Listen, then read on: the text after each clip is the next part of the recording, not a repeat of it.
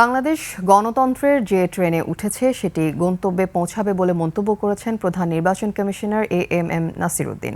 সকালে রাজধানীর Eskaton garden high স্কুলের কেন্দ্রে ভোট দিতে এসে সাংবাদিকদের কথা বলেন তিনি।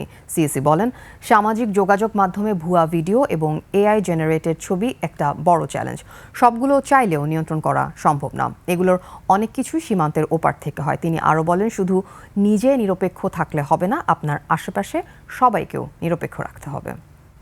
আমরা যে ওয়াদা জাতিকে দিয়েছিলাম, free fair and credible election, সেই লক্ষ্যে আমরা কাজ করে গেছি। আমরা কারো পক্ষে নই, কারো বিপক্ষে নই।